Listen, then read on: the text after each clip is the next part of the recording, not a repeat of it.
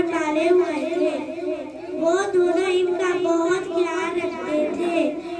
वो उन्हें अच्छा घास खिलाते और उन्हें अच्छी ग़िज़ा देते। इसी वजह से पप्पू के जानवर बहुत अच्छा दूध देते थे। गांव में हर कोई बस पप्पू से ही दूध खरीदता। पप्पू और उसकी माँ अच्छी कमाई कर लेते और उनकी अच्छी गुजर बसर होती। पर इस सब के बावजूद पप्पू खुश नहीं था। मुझे बहुत बड़ा और बहुत अच्छा घर बनाना है और खूबसूरत कपड़े खरीदने हैं।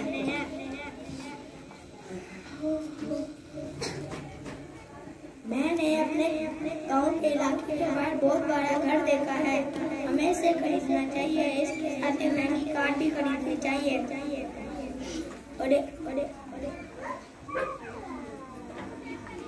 और हम सबसे महंगे लिबास पहनेंगे और अपनी खिदमत के लिए बहुत से खादिम भी रख सकते हैं और ये गरीब गाँव वाले हमसे हसद करेंगे। ये लालच हमारे लिए अच्छा नहीं रहेगा। हमारे पास काफ़ी है और हमें इसी में खुश रहना चाहिए जो हमारे पास है। आप भी छोटे घर में कैसे खुश रह सकते हैं? बड़े जानवरों की बदबू नाकाबिले बर्दाश्त है। यही हमारा रोजगार है। ज्यादा देर नहीं रह सकता। यकीनन मेरी बात किसी दिन सच निकलेगी और इस तरह मैं तो इंसान बनूंगा।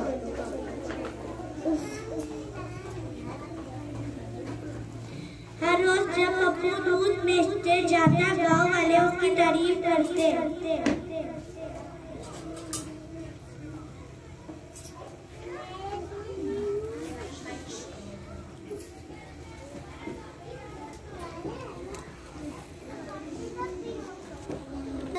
तुम जरूर अपने जानवरों का बहुत ख्याल रखते हो।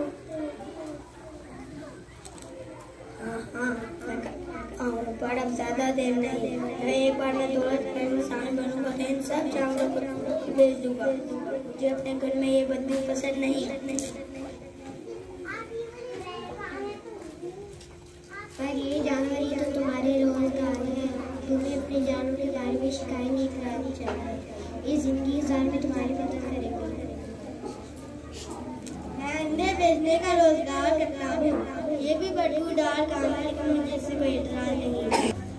खैर तो फिर अंडे बेचना ये तो तुम्हारी तकदीर है। मेरी तकदीर बहुत से ऐसे काम है। महंगी चीजें खरीदना और महंगे लिबास पहनना। तुम्हें कहीं का नहीं छोड़ेगा। मेरे दो दिखने होती है उसके वजह से मैं तुम्हारे लिए अच्छा हूँ। सही में गर्म करे। चलो यहाँ मैंने आपका वक्त बर्बाद कर दिया और अंडों का काम तुम्हें ही मुबारक हो। पप्पू को जल्दी से ज्यादा दौलत कमाने की वो अक्सर दौलत बनने के रास्ते तलाश करता।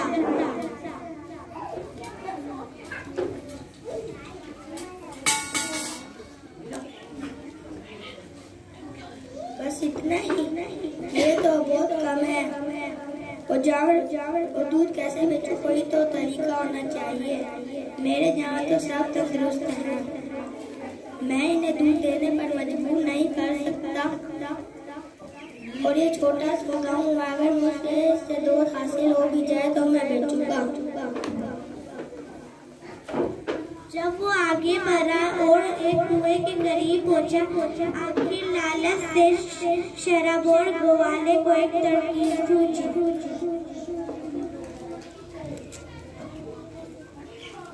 मैं दूध में थोड़ा सा पानी मिला दूं, किसी को पता ही नहीं चलेगा। और यही पप्पू ने किया। उसने दूध में पानी मिलाया और गांव में बेचने चला गया।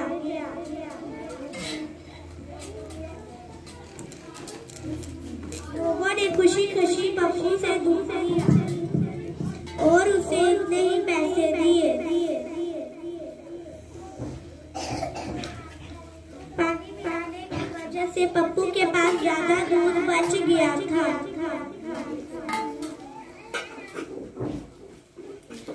जिसे उसने पड़ोस के गांव में बेचा।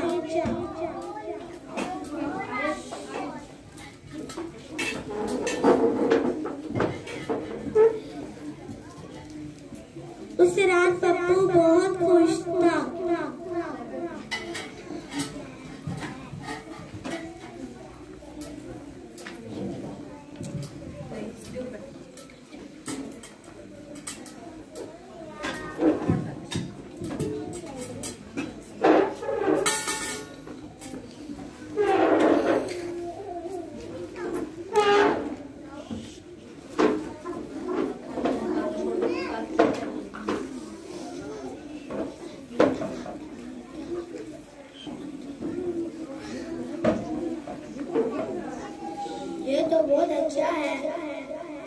अगर मैं दूध में थोड़ा सा पानी मिला दूं। बहुत सही था। दिन गुजरते गए और पप्पू पहले से ज्यादा दौलतमंद हो गया। उसने कीमती कपड़े खरीदे और घर को सजाया।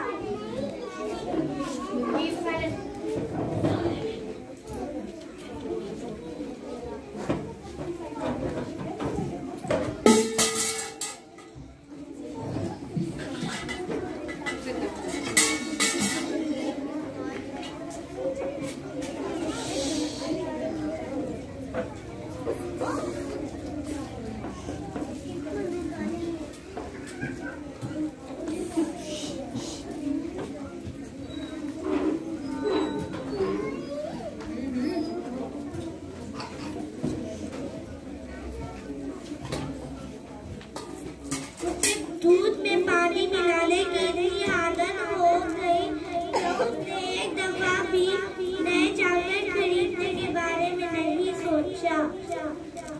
जैसे जैसे दूध की मांग बढ़ी वैसे वैसे दूध में पानी की मिकदार भी बढ़ती गई।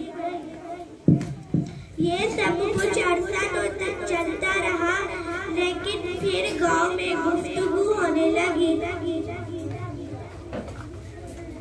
इस पानी मिलाने दूध के बारे में।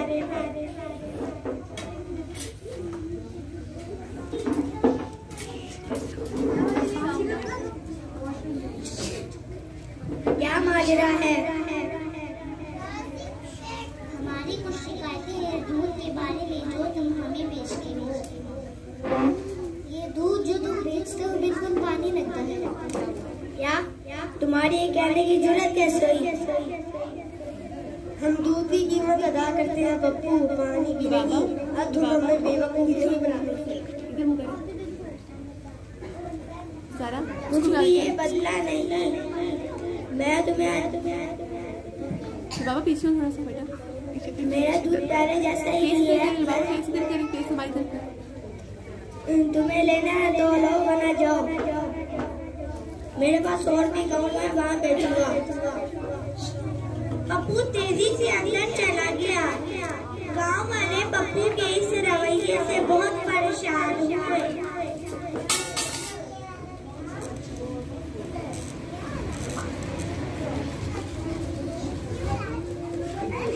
मेरे सामने देखिए, सामने देखिए। कुछ तो गलत है। मेरा मन हमें पता लगाना होगा कि क्या मामला है। इन सब ने सच का पता लगाने का मंसूबा बनाया।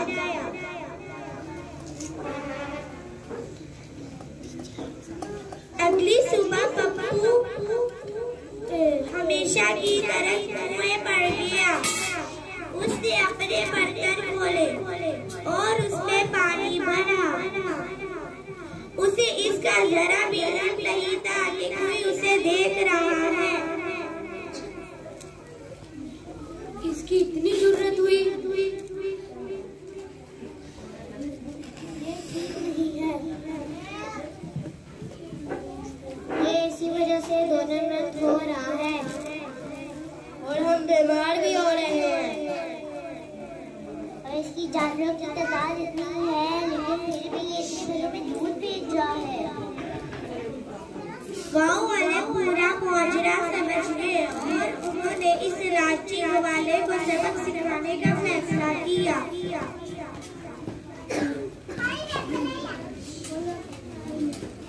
अगले दिन पप्पू की बाजार खरीदने के लिए बाजार गई।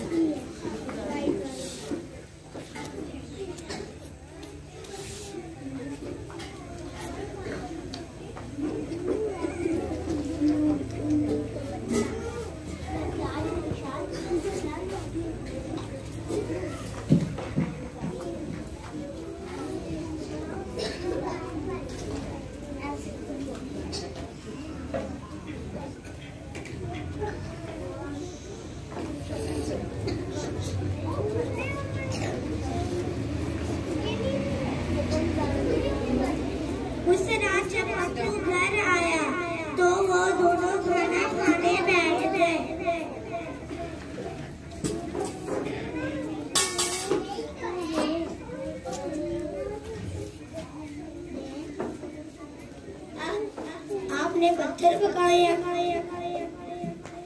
पत्थर नहीं, ये दाल है। दुकानदार ने आपको दाल के साथ छोटे छोटे पत्थर भी दिए हैं। सुबह जाके पूछूंगा। उस रात पप्पू और उसकी माँ भूखे पेट सो गई। अगले दिन वो गुस्से में दुकानदार के पास गए। तुमने हमें क्या समझा? हमने पत्थर के नहीं, दूध के पैसे, दाल के पैसे दिए। जाओ कहीं और से जाकर खरीदो। अगर तुम्हें नहीं पसंद तो फिर मुझे तुम्हारी कोई जरूरत नहीं है। पप्पू गुस्से में घर वापस आया। कुछ देर के बाद वो बाहर गया अंडे खरीदने के लिए।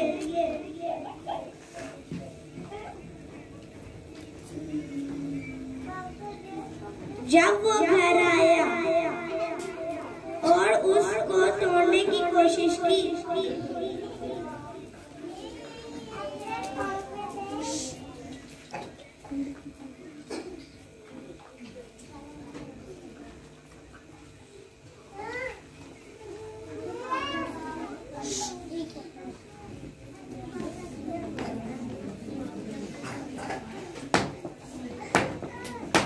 तो उससे मालूम हुआ कि अंडे पत्थर के थे।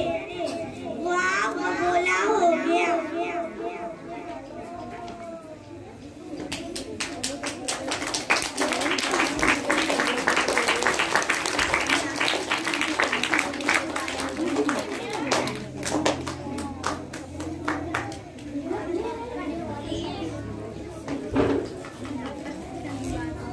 हमने तुम्हें अंडे की कीमत अदा की थी, पत्थरों की नहीं।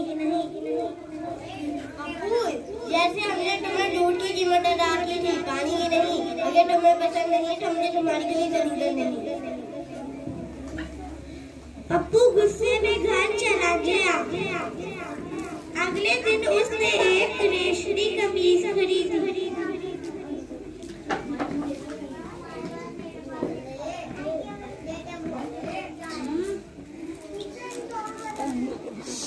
घर आते आते बारिश होने लगी। पानी ने उस कमीज का सारा रंग।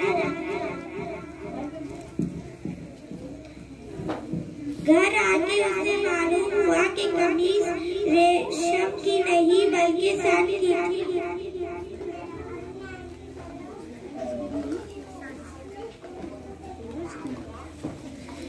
ये सिलसिला कुछ दिनों तक जारी रहा। हर दफा जब पप्पू कुछ खरीदने गया तो घर आए कुछ अलग ही चीज होती। इससे मैं तंग आ गई हूँ। वो हमें सही चीजें क्यों नहीं देते? वो हमें बेवकूफ बनाते हैं। ये सही नहीं है।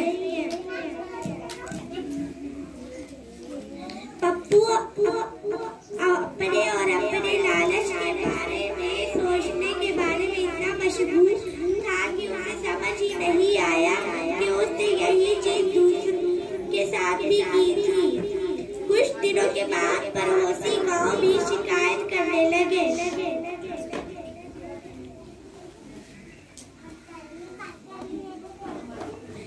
आहिस्ता आहिस्ता सबने पप्पू से दूध खरीदना बंद कर दिया। अब उसके पास खर्चे के लिए कोई पैसे ना बचे। अब वो अपने घर का सामान बेचने लगा।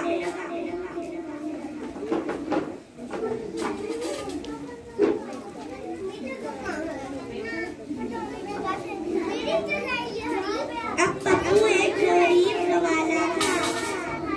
उसके पास थोड़े से जानवर बच्चे थे और कुछ ही घर बचे जहाँ वो दूध बेच सकता था। अब तुम्हें अकल आई कि तुमने क्या किया? अगर तुम अच्छा दूध बेचना जारी रखो जैसा तुम पहले किया करते थे तो आज आप भी एक बड़ा घर और महंगे कमरे खरीद सकते थे। तुम्हारे लिए बस यही लगता था कि मैं सब्र और मेहनत करते रहो। मैं आपसे क्षमा करता हूँ कि मैंने अपना नाम पैसा नहीं खोया बल्कि मैंने एतमाद और इज्जत भी दी। पप्पू बापू ने दूध बेचना जारी रखा और अपने जानवरों का ख्याल रखता रहा। अब उसे इल्म हो गया था कि लालच कितना खतरनाक हो सकता है। उसे अपना सबक हासिल हो गया था। उस दिन के बाद उसने दूध में भी पानी नहीं मिलाया और उसमें ही मुतमईन रहा जो वो कमाता है।